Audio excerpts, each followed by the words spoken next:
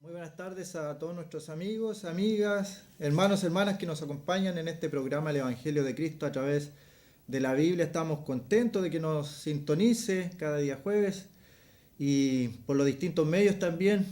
Se está transmitiendo por internet también, por el canal, y agradecemos su sintonía.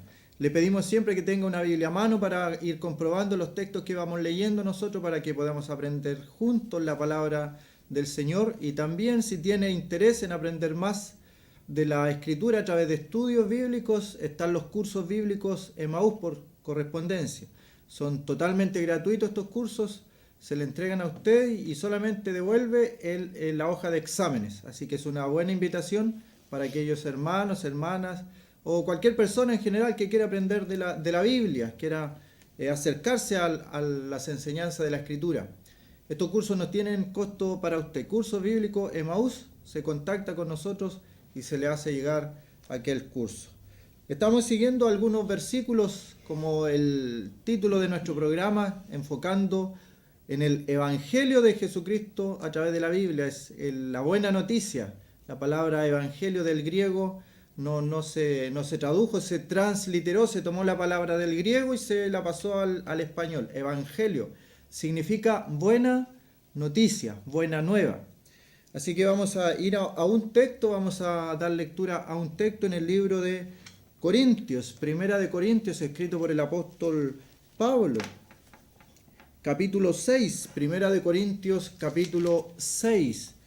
Y vamos a leer un verso que escribe el apóstol Pablo a los hermanos de Corintios, los que saben un poco de Biblia y los que conocen la Escritura, el Nuevo Testamento, están más familiarizados con la Escritura, van a entender que la iglesia de Corintio era un puerto, la ciudad de Corinto era un puerto, y sabemos nosotros hasta el día de hoy que los puertos tienen algunas cosas, avanza el pecado más rápido, incluso es un lugar de llegada de los barcos, un lugar de tráfico, incluso en ese tiempo también habían todas estas cosas, la prostitución también, el alcoholismo, los puertos. En el día de hoy en nuestro país también tenemos Talcahuano, tenemos Valparaíso, Coronel más cercano. Son lugares donde llega gente de lugares lejanos y llega y tiene también el acceso a la diversión y todo lo que eso conlleva. Así que Corinto era una ciudad puerto, y Corinto se convirtieron algunas personas allí en esa ciudad, y es interesante porque Pablo va a Corinto después de predicar en Atenas, donde no hubieron conversiones. No se menciona una carta a los atenienses, por ejemplo, porque Pablo comenzó a hablar a los filósofos en Atenas y llega a Corintio y dice que él va a predicar no con la sabiduría humana que había predicado en Atenas, sino que con el poder de Dios. Para que el poder de Dios se manifieste, él predicó con poder de Dios. Y el poder de Dios lo da la palabra, que es la espada del Espíritu. La espada del Espíritu es la palabra de Dios. Y el Espíritu Santo que está en nosotros, en los creyentes, puede provocar un cambio en la otra persona, y el Espíritu es el que trabaja convenciendo de pecado, de justicia y de juicio, según el libro de Juan. Dice 1 Corintios 6:9, anote la cita para que después lo vuelva a leer tranquilamente, lo examine y diga, esto está en 1 Corintios capítulo 6, versículo 9. Dice, ¿no saben que los injustos no heredarán el reino de Dios? No erréis, ni los fornicarios, ni los idólatras, ni los adúlteros, ni los afeminados, ni los que se echan con varones, ni los ladrones, ni los avaros, ni los borrachos, ni los maldicientes, ni los estafadores heredarán el reino de Dios. Es una lista tremenda. Es como estar nombrando cosas que suceden en el día de hoy. Cosas tan cotidianas para nosotros que las tenemos tan a la mano, tan cerca, tan al alcance, que a veces nos acostumbramos, pero todo esto que aparece en la lista que leímos son pecados que no heredarán el reino de Dios. Y podríamos quedar hasta ahí en el texto, entonces sería un texto deprimente, depresivo. ¿Quién podría entonces tener esperanza? ¿Quién podría tener una oportunidad? ¿Quién podría tener una segunda chance, como dicen algunos? Si todo lo que hemos leído ahí es lo que pasa hoy día. ni fornicarios, ni idólatras, ni adúlteros, ni afeminados, ni los que se echan con varones, ni ladrones, ni avaros, ni borrachos, ni no maldicientes, los que dicen groserías, los que dicen maldiciones, heredarán, ni los estafadores heredarán el reino de Dios.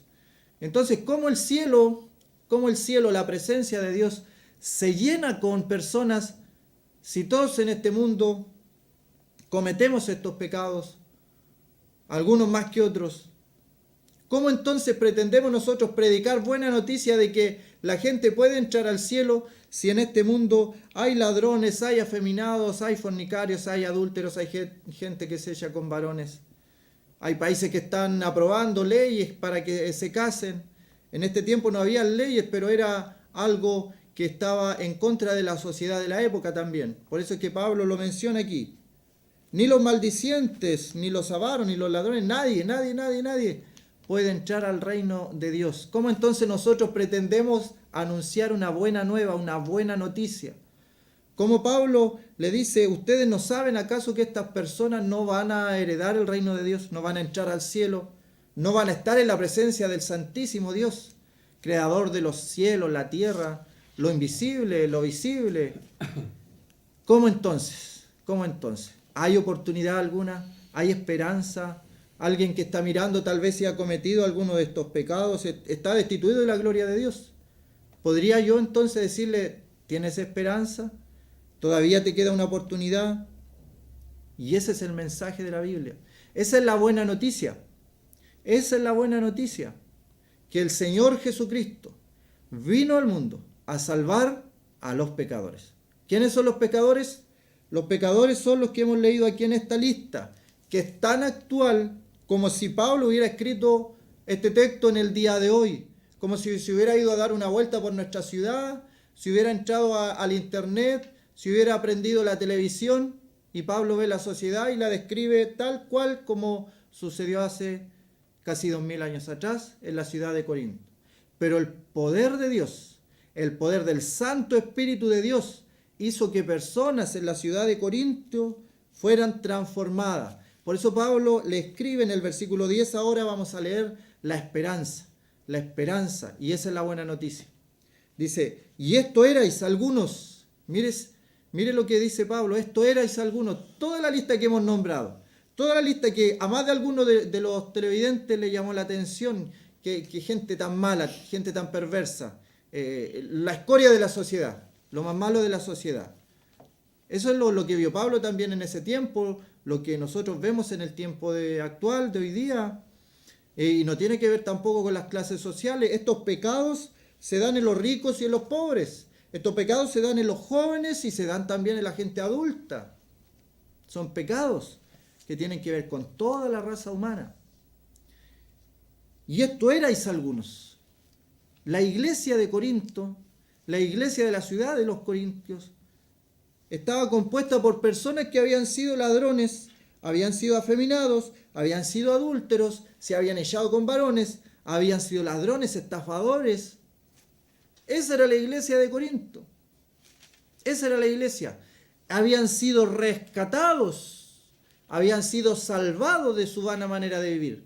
Y eso es lo que Pablo les dice. Y ese es el poder de la sangre de nuestro Señor Jesucristo que transforma la vida de una persona. Es la manifestación más grande del Espíritu Santo que transforma una vida. Una vida inútil la hace útil para Dios. Esa es la mayor manifestación del Espíritu Santo. Y esto erais algunos, mas ya habéis sido lavados. El poder de la sangre de Cristo. Mas ya habéis sido lavados, ya habéis sido santificados, ya habéis sido justificados en el nombre del Señor Jesús y por el Espíritu de nuestro Dios. Tres cosas que hace el poder de la sangre del Señor Jesucristo, que hace la muerte del Señor Jesucristo, su resurrección y también el poder del Espíritu de Dios. Tres cosas. Anótelo. Primera de Corintios, capítulo 6, versículo 11. Tres cosas que faltan el día de hoy a toda la sociedad que está impregnada con el espíritu maligno de las tinieblas. Y en la iglesia es la sal de la tierra. Pero si la sal pierde su sabor, si la iglesia calla su voz, si la iglesia deja de decir las cosas que tiene que decir a esta sociedad, si la sal pierde ese sabor, no sirve para nada. Dice, ya habéis sido lavados, santificados y justificados. Esa es la buena noticia. Ese es el poder del Espíritu Santo cambiando. ¿Cuál era la iglesia santa, pura y sin mancha de Corintio? Lo que leímos. Eran personas que habían sido sacadas de ser afeminados, sacadas de ser ladrones, sacadas de ser adúlteros, sacadas de ser fornicarios. Hay un cambio, y ese cambio lo hace solamente el Espíritu Santo. Esto erais algunos, mas ya habéis sido lavados, santificados y justificados en el nombre del Señor Jesús, en el nombre de nuestro Señor Jesucristo y por el Espíritu de nuestro Dios. ¿Qué debes hacer para ser salvo, para tener esta transformación? ¿Ir a la iglesia? ¿Leer tu Biblia, aprendértela de memoria, aprender los cantos y repetirlos? No, es el creer por fe. Creer por fe, por gracia. No tienes que dar tu dinero ni pactar con ninguna iglesia. Terriblemente alejado de la realidad, aquellas iglesias que se hacen ricas con la fe de la gente. Muy alejado de la realidad bíblica. Pedro dice, no tengo plata ni oro. Era del pueblo, era del vulgo. No se enriquecía con la fe de los demás. Esto erais algunos, mas ya habéis sido santificados, lavados, habéis sido justificados en el nombre de nuestro Señor Jesucristo. El nombre del Señor Jesús, la palabra Jesús, cuando se le dice, y llamará su nombre Jesús, porque Él salvará a su pueblo de sus pecados. La palabra Jesús significa Salvador. Ese es el nombre Jesús. Salvador, Salvador. Y el Señor Jesucristo nos vino a salvar, nos vino a rescatar de nuestra vana manera de vivir. Y esa es la esperanza que tenemos, esa es la esperanza la buena noticia que podemos darle a la gente, que no está perdida tu vida. Aunque estés ahora en este momento, estés alcohólico, drogadicto, estés en pecados tan graves como la prostitución, la fornicación, el adulterio, el Señor tiene una palabra para ti. Tu vida no está perdida. Todavía no has terminado el juego completo. Todavía te queda por jugar. Estás a un paso de la muerte, pero todavía no estás muerto. Todavía estás vivo, todavía tu corazón late, estás respirando. Y no te voy a decir, deja el alcohol, deja la droga, porque tal vez no lo vas a poder hacer. Es la sangre de nuestro Señor Jesucristo y el poder de su Espíritu que pueden hacer eso posible. Ese es el poder del Espíritu Santo. Esa es la transformación que hace. ¿Qué debo hacer para ser salvo? Le preguntó un hombre y Pablo le respondió, cree en el Señor Jesucristo y serás salvo. De ahí viene todo lo demás. Vamos a dejar ahora en la palabra a mi hermano Hugo Sánchez. Muy buenas tardes a todos nuestros amigos, hermanos que nos sintonizan a esta hora. Gracias por poder escucharnos y le damos una cordial bienvenida a todos. Vamos a leer la palabra del Señor en el Evangelio de Lucas. Me ha llamado mucho la atención desde el día domingo. Cuando escuché esta palabra, me ha llamado mucho la atención porque es un cuadro de lo que se refleja hoy día también en el mundo, como decía mi hermano. Vamos a leer el Lucas 15, el verso 11.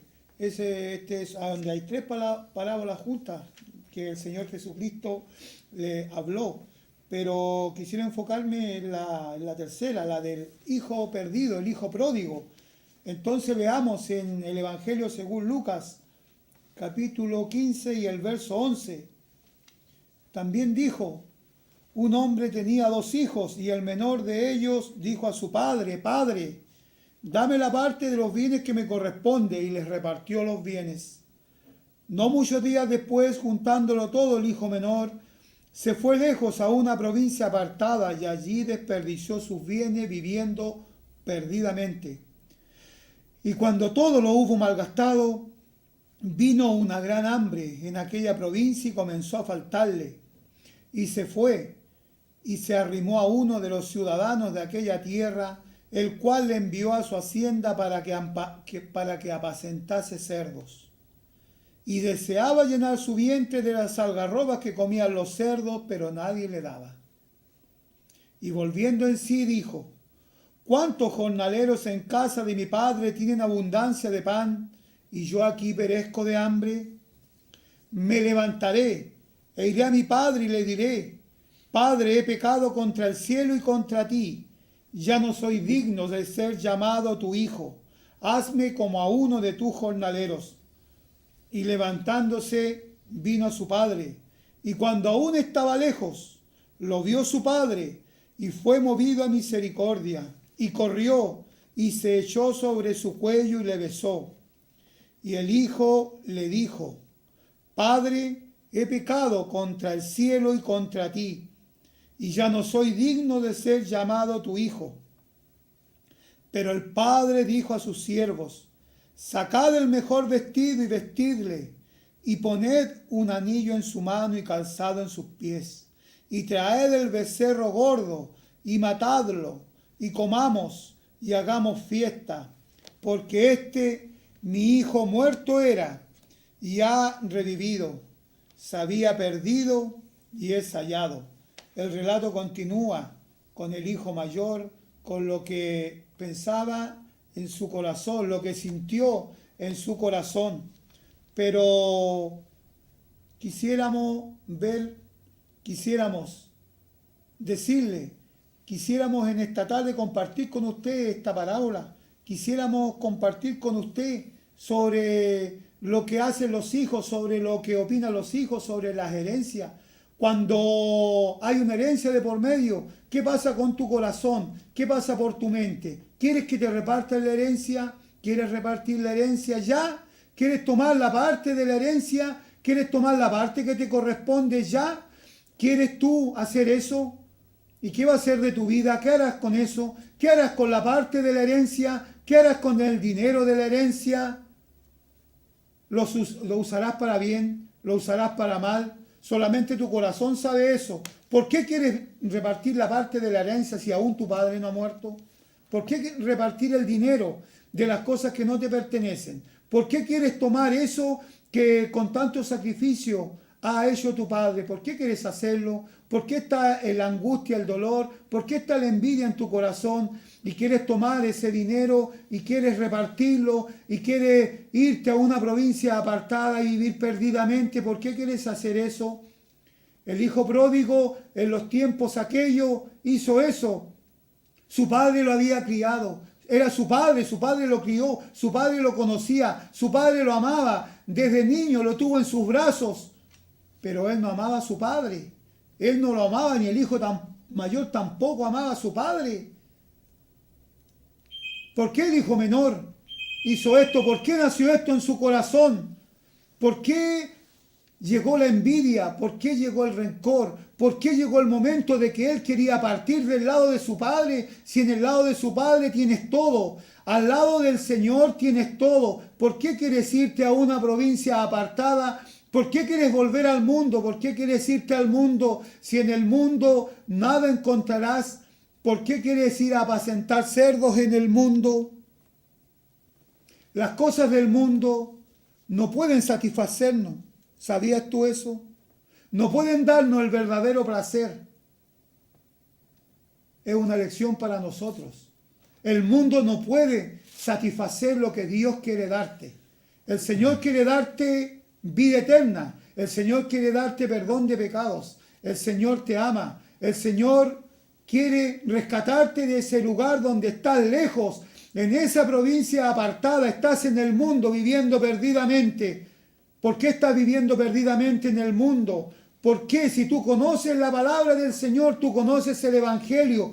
¿Por qué nació en tu corazón el rencor tan grande hacia tu padre? ¿Por qué no vuelves a la casa de tu padre? ¿Por qué no vienes a él y haces las paces con tu padre? Él te espera con los brazos abiertos. Él todos los días sale a mirar por la ventana y te está mirando en este momento y te está diciendo: ven a mí y yo te haré descansar. Ven a mí y yo te daré paz. Ven a mí y yo te daré vida eterna. El hijo menor anduvo en el mundo, anduvo en la tierra de Egipto. está en la tierra de Egipto. ¿Por qué estás en Egipto? ¿Por qué no quieres volver a tu Salvador? El Señor Jesucristo vino a buscar y a salvar lo que se había perdido. Eso éramos nosotros. En ese tiempo Él dijo la palabra para su pueblo Israel. Su pueblo Israel, su pueblo amado, su hijo mayor, a quien amó desde el principio, su especial tesoro, nación santa. Su hijo menor, la iglesia del Señor que Él ganó en la cruz del Calvario. Nosotros que hemos nacido, la iglesia que nació el día de Pentecostés, nosotros que pertenecemos a la iglesia. ¿Y tú por qué no quieres pertenecer a la iglesia del Señor que Él ganó con su sangre preciosa derramada en la cruz del Calvario? La iglesia es de Él, la iglesia es del Señor, no es de nosotros. La iglesia no es de un hombre, la iglesia no es de una mujer, la iglesia no es de un sacerdote, la iglesia no es de un capellán, la iglesia no es del Papa, la iglesia es del Señor Jesucristo. Y el Señor Jesucristo es el que si tú quieres, Él te toma y te pone en la iglesia que Él ganó. El Señor Jesucristo te ama. El Señor Jesucristo te quiere salvar. ¿Para qué? Para que tengas una vida eterna.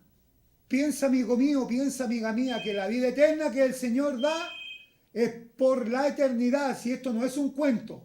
Aquí no venimos a contarte fábulas y tampoco a entretenerte para que tú acortes el tiempo, no. Si el Señor Jesucristo viene a decirte que Él vino a este mundo a salvar a los pecadores, como dijo el apóstol Pablo, de los cuales yo soy el primero. Él vino a darnos vida y vida en abundancia. Así como en la oveja perdida, Él te pone en sus brazos y te da seguridad. Una seguridad que el mundo no te da. Seguridad que nadie puede darte, porque no sabemos lo que puede suceder en un momento más. No sabemos qué puede suceder con tus bienes. No sabes tú qué puede suceder con todo lo que has provisto para tu cuerpo. Y tu cuerpo tiene que perecer, tu cuerpo perecerá, pero tu alma vivirá por siempre. Y el día en que muramos empezamos a vivir. ¿Qué quieres tú? ¿Vivir de gozo y placer ahora o vivir eternamente con el Señor, sabiendo que el gozo y el placer que el mundo da es pasajero y las cosas que no se ven son eternas por la eternidad? Una eternidad no tiene fin, un día va a comenzar y una eternidad no tiene fin. Y el hijo pródigo estaba con tristeza, con dolor, porque aún no le daban de las algarrobas que comían los cerdos. Era un alimento tipo lava más o menos.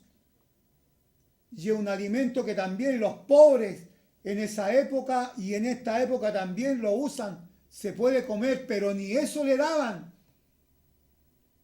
Ni eso tienes tú para tu sed y tu hambre espiritual. No tienes nada para tu hambre espiritual. Lo físico lo puedes llenar. Lo físico lo tienes satisfecho. Lo físico te tiene satisfecho. Todo lo que se ve te tiene satisfecho, pero eso se acaba y se acabará. Más tarde que temprano se acabará, porque todo pasará. El mundo, sus deseos y sus concupiscencias pasarán, pero la palabra del Señor permanece para siempre. ¿Cómo está tu corazón? ¿Cómo está tu alma? ¿Cómo está tu alma? Prepárate para el encuentro con tu Dios. ¿Estás preparado? ¿Cómo está tu mente? ¿Cómo está tu ojo? ¿Cómo está tu oído? ¿Cómo está tu boca? ¿Cómo están tus pies? ¿Todavía quieres aquel dinero? ¿Todavía quieres repartir la herencia? ¿Por qué quieres eso? Primero busca al Señor, busca a Dios. Entre tanto tengas tiempo, busca a Dios. Si te atreves a esperar, Dios la puerta cerrará y dirás es tarde ya. Busca a Dios ahora, porque no sabes qué puede suceder, como decía, en un segundo más.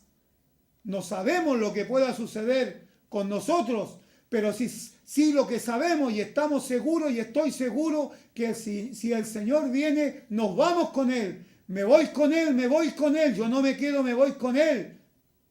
¿Y tú? Si el Señor viene, ¿te vas con Él? ¿Te irás con él? El hijo pródigo no quería. El hijo pródigo odiaba a su padre, el hijo pródigo se fue, el hijo pródigo no quería estar cerca de su padre porque le tenía recelo, no quería amarle, pero su padre le amaba y su padre estaba mirándolo y su padre te está mirándote, tu padre está mirándote todos los días, a cada momento, a cada segundo para que tú vuelvas. ¿Por qué te fuiste? ¿Por qué te fuiste? Si Él te ama. Y el Espíritu Santo, cual luz, está alumbrando y está atrayendo a los pecadores hacia Él. Y Dios el Padre te quiere recibir con los brazos abiertos.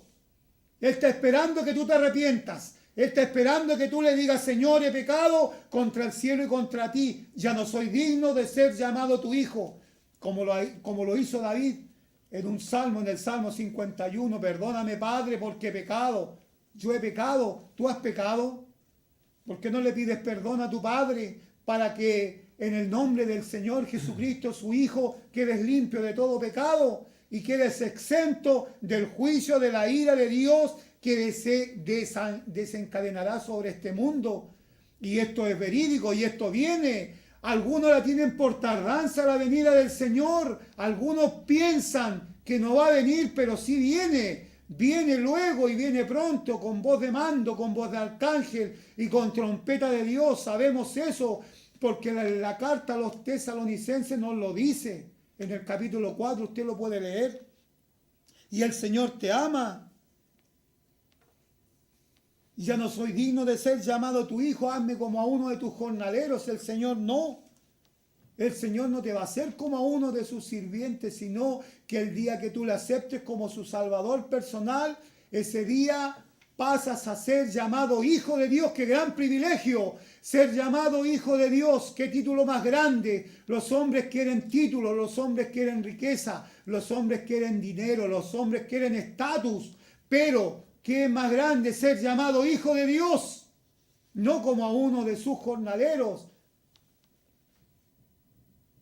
Y su Padre que le ama, su Padre que te ama, Él te quiere abrazar, te quiere echar sobre tu cuello y quiere besarte.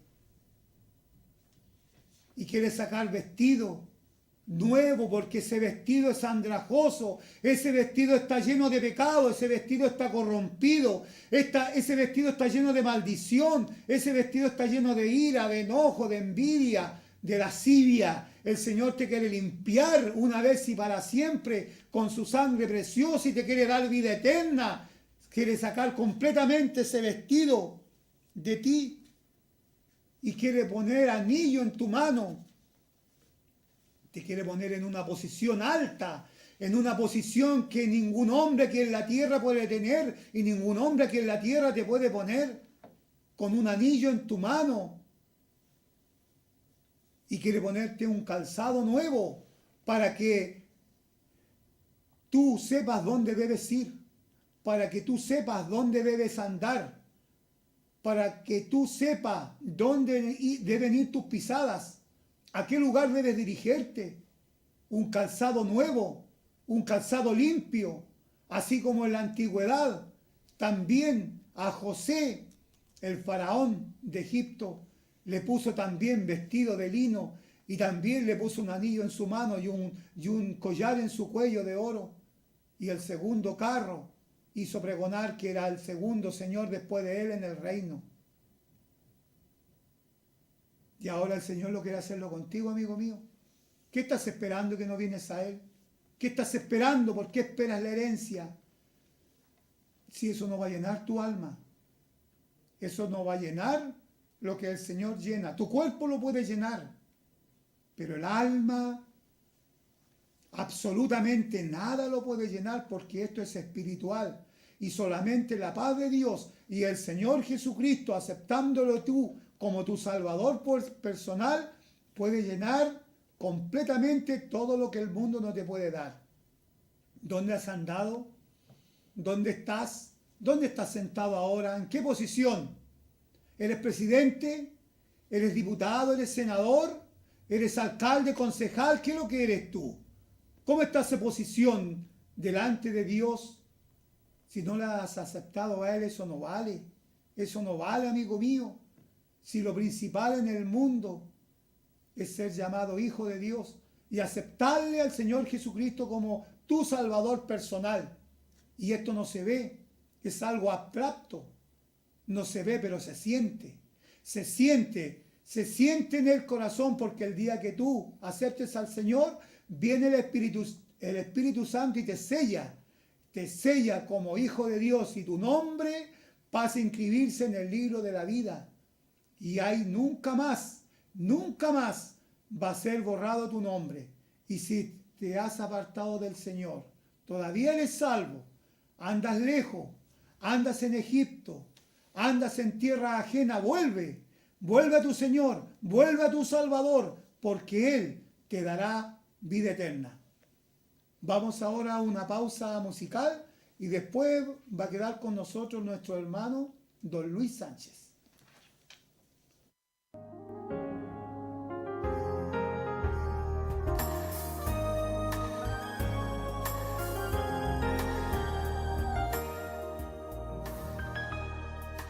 ¿Quieres ser salvo de toda maldad? Tan solo hay poder en mi Jesús. ¿Quieres vivir y gozar santidad? Tan solo hay poder en Jesús.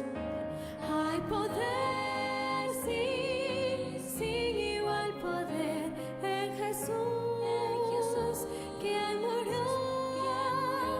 Hay poder, sí, sin igual poder en la sangre que Él vertió. ¿Quieres ser libre de orgullo y pasión? Tan solo hay poder en mi Jesús. ¿Quieres vencer toda cruel tentación? Tan solo hay poder en Jesús. Hay poder, sí, sin igual poder en Jesús, quien murió. Hay poder, sí, sin igual poder en la sangre que Él vertió.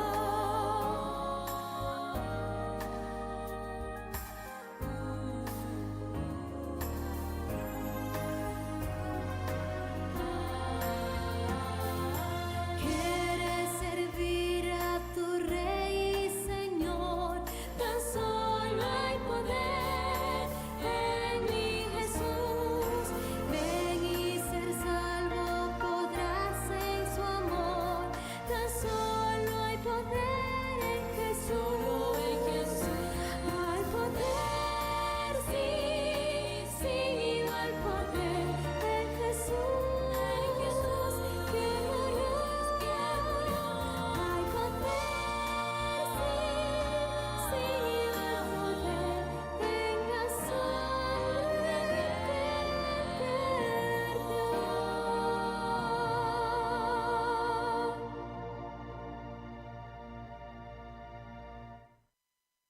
Volvemos a dar una cordial bienvenida a nuestros amigos y hermanos que están en sintonía y deseamos que la palabra de Dios sea de beneficio para ustedes.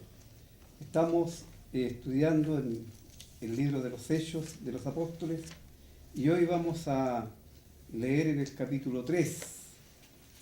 Dice el versículo 1: Pedro y Juan subían juntos al templo a la hora novena, la de la oración, y era traído un hombre cojo de nacimiento, a quien ponían cada día a la puerta del templo que se llama La Hermosa, para que pidiese limosna de los que entraban en el templo.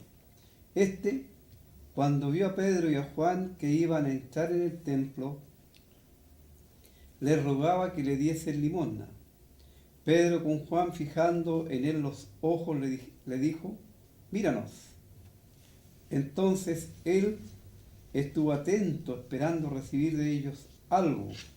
Mas Pedro dijo: no tengo plata ni oro, pero lo que tengo te doy. En el nombre de Jesucristo de Nazaret, levántate y anda. Y tomándole por la mano derecha, le levantó, y al momento se le afirmaron los pies y tobillos, y saltando se puso en pie, y anduvo, y entró con ellos en el templo, andando y saltando y alabando a Dios. Y todo el pueblo le vio andar y alabar a Dios, y le reconocían que era el que se sentaba a pedir limosna a la puerta del templo La Hermosa, y se llenaron de asombro y espanto por lo que le había sucedido. Y teniendo asidos a Pedro y a Juan el cojo que había sido sanado, todo el pueblo atónito concurrió a ellos al pórtico que se llama de Salomón. Viendo esto, Pedro respondió al pueblo: varones israelitas, ¿por qué os maravilláis de esto? ¿O por qué ponéis los ojos en nosotros como si por nuestro poder o piedad hubiésemos hecho andar a éste? El Dios de Abraham, de Isaac y de Jacob, el Dios de nuestros padres, ha glorificado a su Hijo Jesús, a quien vosotros entregasteis y negasteis delante de Pilato, cuando éste había resuelto ponerle en libertad.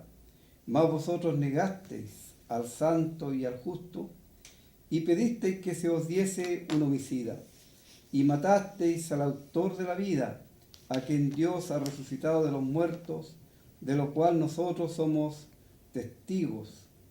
Y por la fe en su nombre, a este que vosotros veis y conocéis, le ha confirmado su nombre, y la fe que es por él, ha dado a esta completa sanidad en presencia de todos vosotros. Mas ahora, hermanos, sé que por ignorancia lo habéis hecho, como también vuestros gobernantes.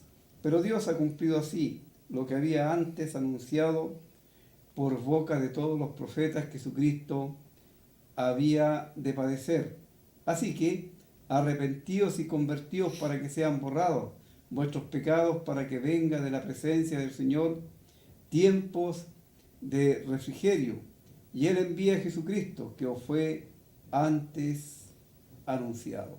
Vamos a leer hasta ese versículo de momento, y es una historia muy conocida esta, un incidente, uno de los milagros que registra la palabra de Dios. El primer milagro que nosotros encontramos aquí en el libro de los Hechos, por el Cristo resucitado a través de el Espíritu Santo, es el que los siervos suyos hablaran en idiomas desconocidos, en diferentes idiomas, y que en esos idiomas ellos magnificaran el nombre de Dios, que el Espíritu Santo glorificara al Señor Jesús, y aquellos que estaban presentes en aquel día en Jerusalén pudieron entender el mensaje con toda claridad, porque ellos escuchaban en sus propias lenguas las maravillas de Dios.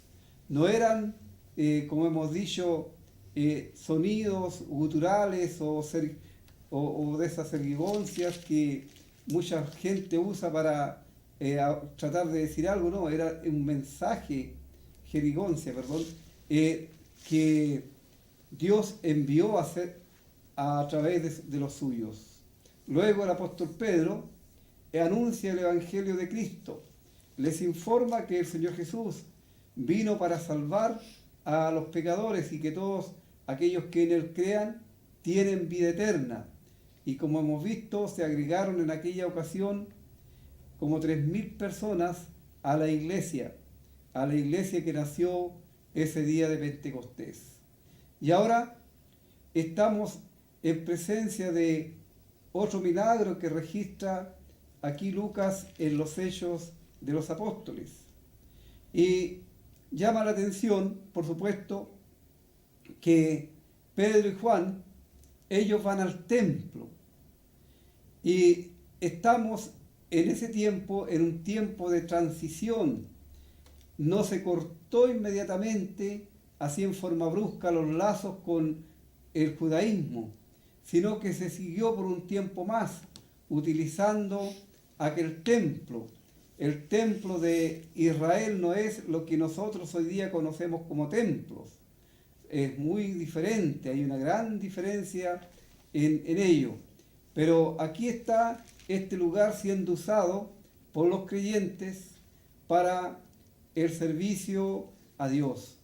Y llama la atención que ellos van a las 3 de la tarde, a la hora novena, a las 3 de la tarde, ellos van a orar.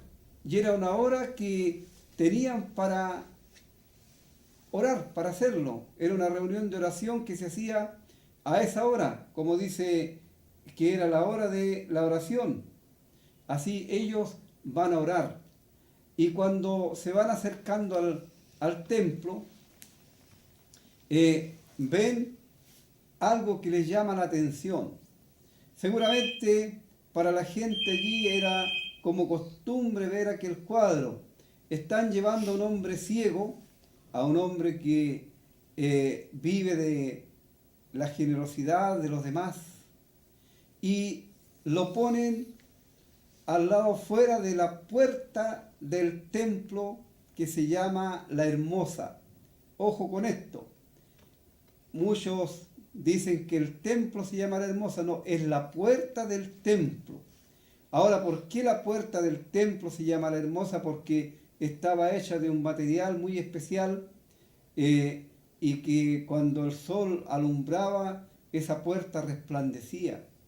Y el contraste es muy grande entre este hombre pobre, este hombre ciego, este hombre incapacitado y el lujo que ofrecía a simple vista aquella puerta del templo. El templo tenía varias puertas que usted podía leer en la palabra de Dios y se va a encontrar con que eran varias puertas y cada una de ellas tenían su nombre. Estaba la puerta de las ovejas, la puerta del pescado, etcétera, etcétera. Y esta aquí es la puerta que se llama La Hermosa por las características que ya hemos señalado.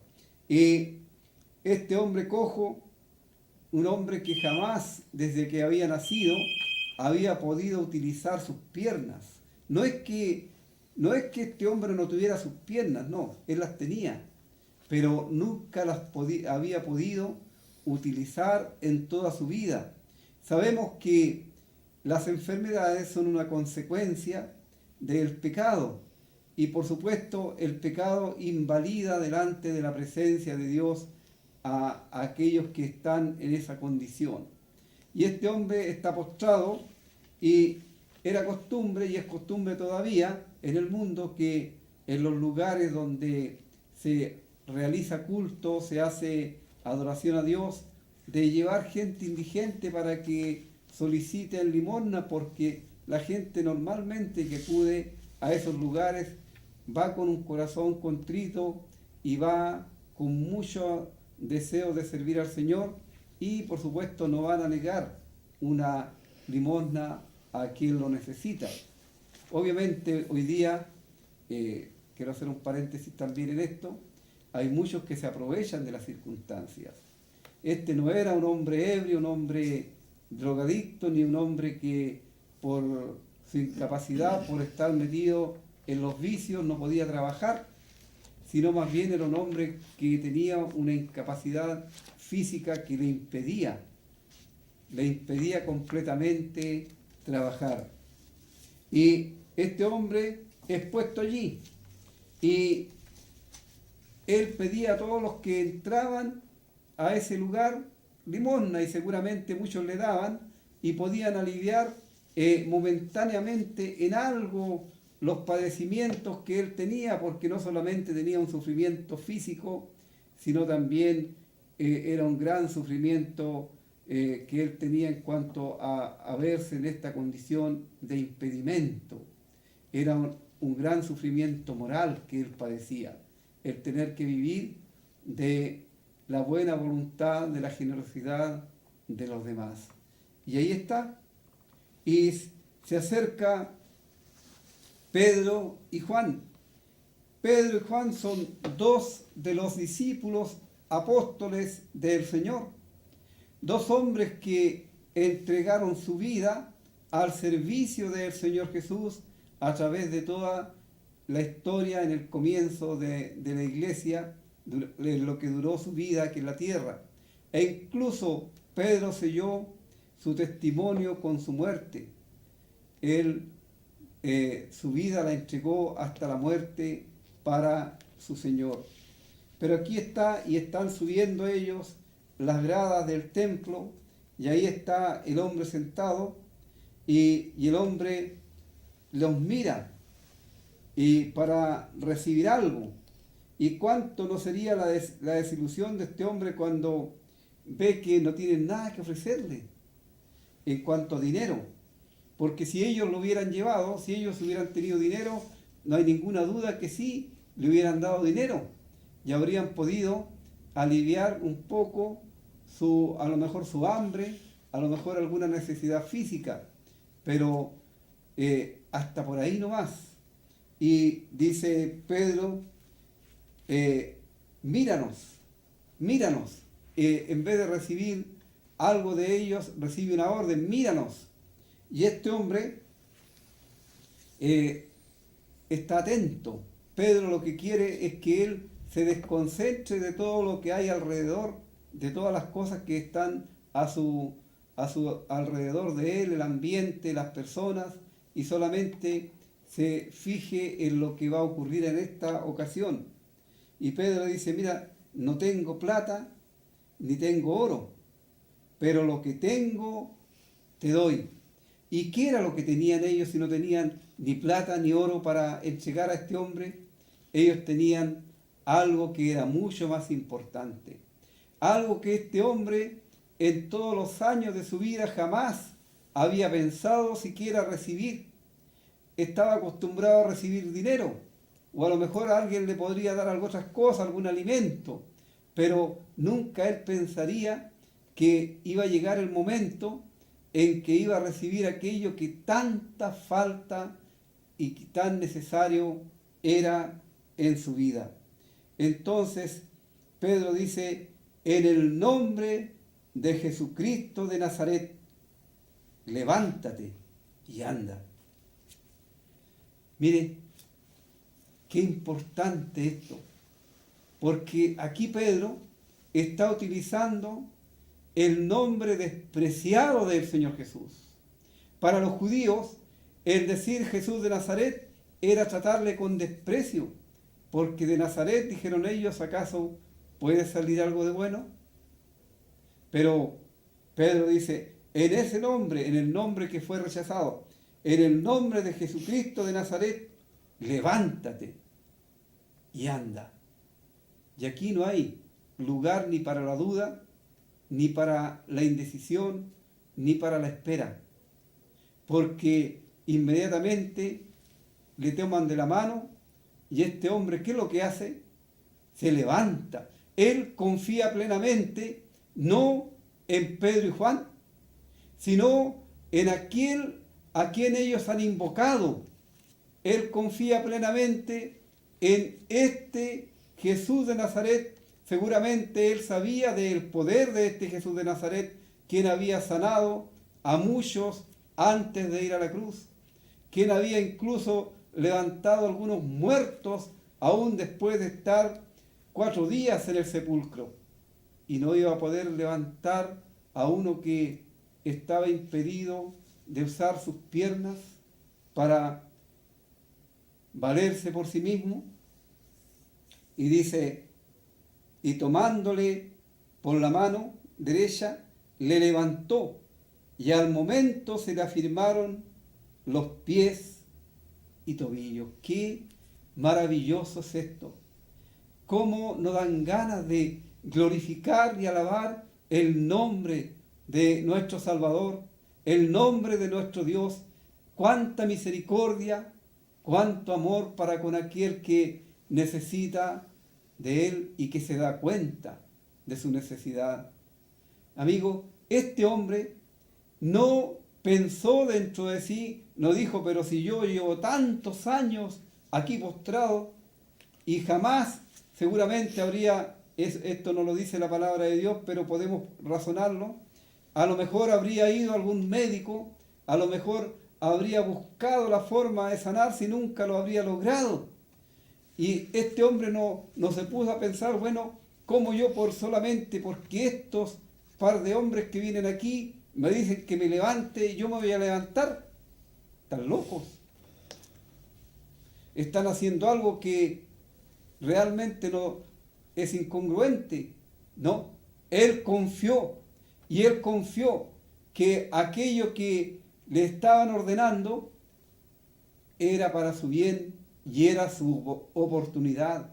Era el momento exacto en el que él podía depositar su fe y a través de su fe ser salvo de su tremenda y terrible condición en la que había vivido. Y qué maravilloso es cuando dice que él, saltando, se puso de pie y anduvo y entró con ellos en el templo, andando y saltando. ¿Y qué más? ¿Qué más dice Hugo? Alabando a Dios. Alabando a Dios, alabando a Dios. ¿Se fija? Él no va profiriendo palabra alguna en favor de aquellos que eran sus benefactores en ese momento, sino él reconoció que Dios estaba actuando a través de estos hombres. En el principio, Dios confirmó y apoyó el mensaje del Evangelio a través de estas grandes señales, de estos grandes prodigios, de estas grandes obras que Él hizo a través de sus apóstoles. Hoy día, en este tiempo, Dios también obra milagros, pero no necesariamente Él tiene que valerse de otras personas para hacer milagros. Ahora, no vemos aquí ni a Pedro ni a Juan haciendo un gran show o una gran parafernalia, como es una palabra muy utilizada hoy día, para que este hombre lograra ponerse en pie. No, Dios no actúa de esa manera. Dios actúa en forma directa y exacta a la necesidad de la persona. Tampoco Él recibió de a poco la sanidad, sino la recibió en forma instantánea.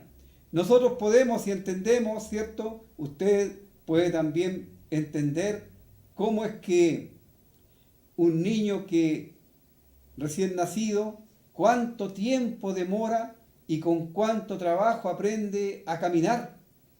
Este hombre jamás había caminado y sin embargo, ante el poder milagroso de Dios, a través de la persona del Señor Jesús, por medio de sus siervos, no demoró ni un segundo en hacer aquello que nunca había hecho. No solamente caminar, sino también saltar. Y el saltar nos habla del gozo, de la alegría, de el agradecimiento por aquella obra realizada.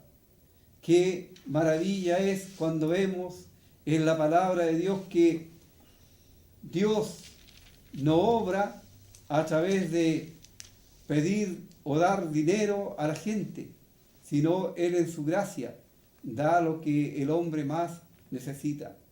En este tiempo, Dios ofrece y regala la salvación, que es lo que al ser humano más le hace falta. Lamentablemente, el ser humano no tiene esa misma claridad en cuanto a sus necesidades. Y primero se preocupa del cuerpo y algunos casi nunca se ocupan de su alma. Amigo, el Señor está hoy día hablándote y Él quiere levantarte del estado de postración en que tú estás delante de Dios. Ciertamente tú a lo mejor dices, mira, yo puedo caminar, yo puedo ver, yo puedo hacer todo, desenvolverme libremente, pero ante Dios tú eres uno que está postrado en tus delitos y pecados. Y es tu pecado que no te permite caminar, andar delante de Dios. Es tu pecado el que te tiene en esa condición, a expensas de lo que Satanás te quiere llevar a hacer, porque tú eres un esclavo del diablo, uno que está esclavo del diablo y que está a sus expensas. Pero Dios quiere liberarte, Dios quiere perdonar tus pecados, Dios quiere salvarte. Él quiere, como veíamos en el Evangelio de Lucas, Él quiere poner un anillo en tu mano. El anillo nos habla del Espíritu Santo, del sello de Dios que nos indica que le pertenecemos a Él. Él quiere cambiar los andrajos que tú traes, que es figura del pecado, quitar esos vestidos y poner un vestido nuevo, limpio, resplandeciente, que nos habla de la justicia de Dios. Amigo, en este caso aquí, el apóstol Pedro y el apóstol Juan, ellos no necesitaron ningún poder humano, ni tampoco necesitaron tener algo de las cosas de este mundo, sino ellos dieron a este hombre lo que él justamente necesitaba. Se cuenta de Tomás de Aquino que en una oportunidad él fue a visitar al Papa, y justo cuando llegó donde el Papa, este hombre estaba contando mucho dinero, y dijo el Papa a Tomás de Aquino: ya no vamos a tener nosotros que decir como Pedro y Juan, no tengo plata ni oro.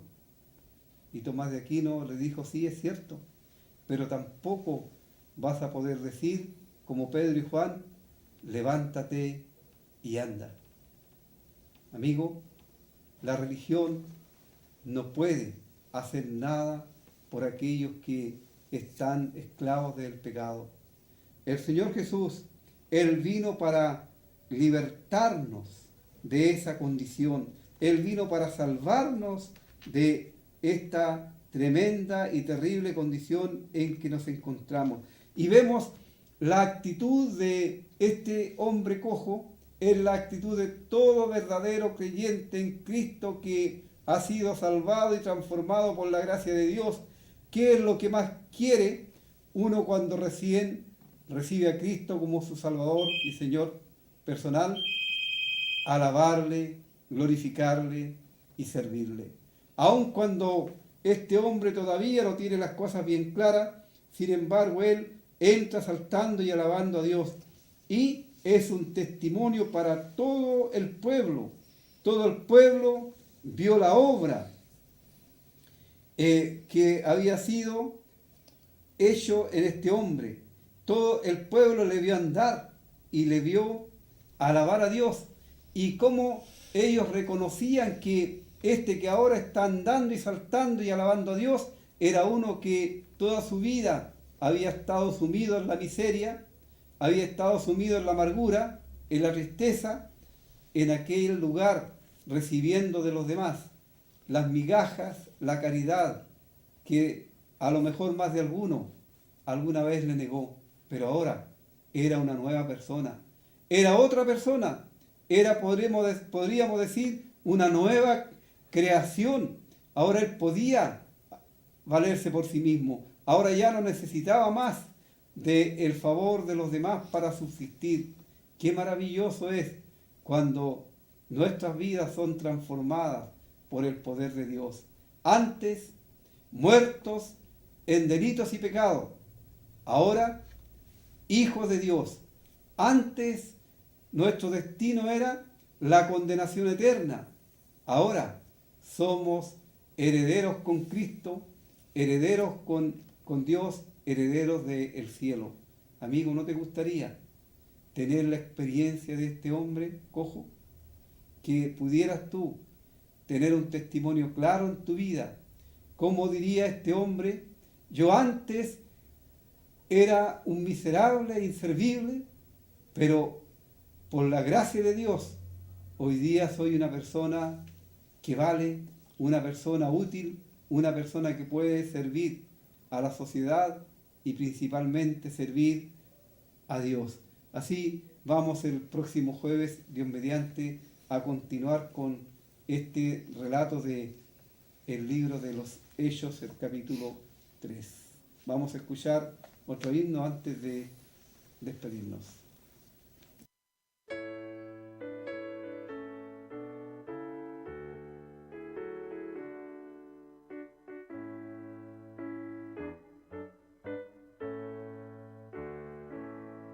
Qué grandiosa es la puesta del sol, admirable cual amanecer, pero es más grandioso y conmovedor el amor que me tiene el Señor. Maravilloso es cuando pienso que Dios me ama a mí. Maravilloso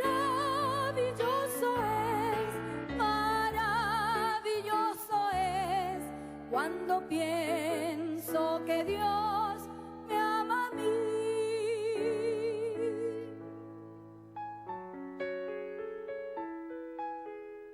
Por cuanto en mí ha puesto su amor, le pondré en alto. Por cuanto ha conocido mi nombre, porque tú eres Dios grande y hacedor de maravillas. Solo tú eres grande, solo tú, oh Jehová, eres Dios.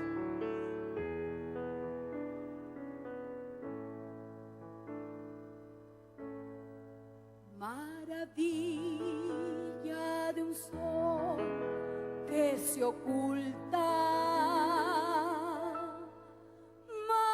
maravilla, aurora que vi, maravilla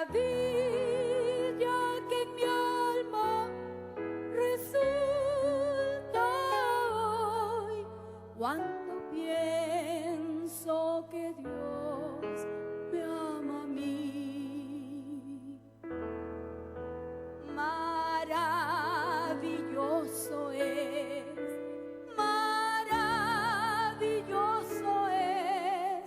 cuando pienso que Dios me ama a mí. Maravilloso es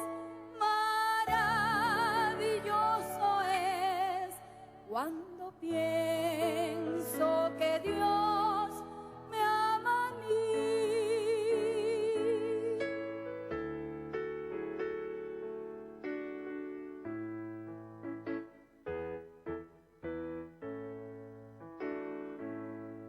Qué grandioso el verano copioso, los cielos, la luna y el sol, pero es más grandioso y conmovedor el amor que me tiene el Señor.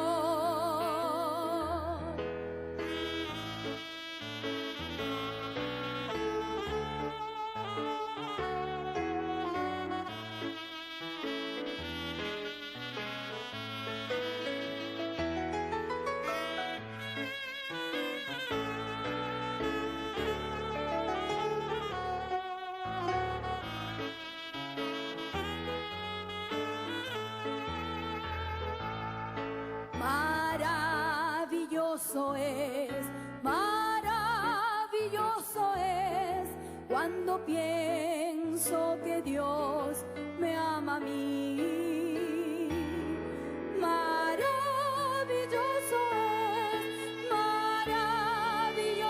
es cuando pienso que Dios me ama a mí.